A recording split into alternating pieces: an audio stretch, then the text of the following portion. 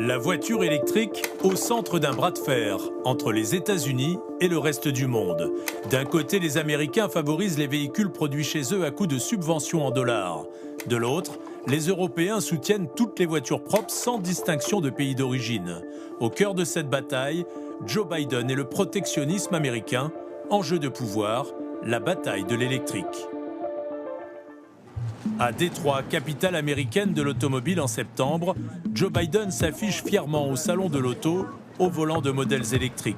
Et pour cause, un mois plus tôt, en août, il a signé une loi officiellement pour réduire l'impact des émissions de gaz à effet de serre. Avec cette loi, le futur de l'Amérique est brillant et la promesse de l'Amérique est réelle et commence tout juste. Derrière cette annonce se cache une autre ambition inscrite dans la loi, celle de favoriser l'achat de véhicules électriques assemblés en Amérique du Nord avec des batteries fabriquées dans des pays partenaires des États-Unis.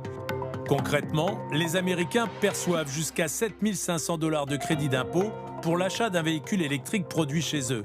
À titre de comparaison, en France, c'est 7 000 € pour toute voiture, quel que soit son pays d'origine, de quoi agacer l'Europe.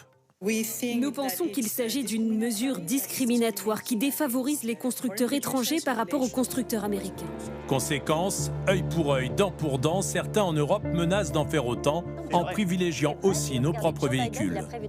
Oui, on doit protéger notre industrie et réserver les aides aux véhicules faits en Europe.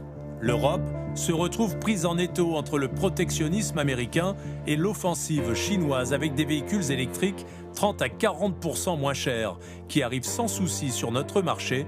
Il faut donc que l'Europe s'organise. L'Europe, c'est pas un pays, c'est 27 pays avec des intérêts divergents sur le plan industriel, sur le plan commercial. Et donc, c'est plus compliqué de trouver un consensus pour changer ces règles-là. De toute façon, les pays seuls ne peuvent rien faire, ça ne peut être qu'un choix européen. L'Europe travaille à présent sur le terrain de la diplomatie et tente de convaincre les Coréens et les Japonais de se rallier à la cause. Mais sans mesure de rétorsion pour le moment, pas de quoi faire trembler la Maison-Blanche.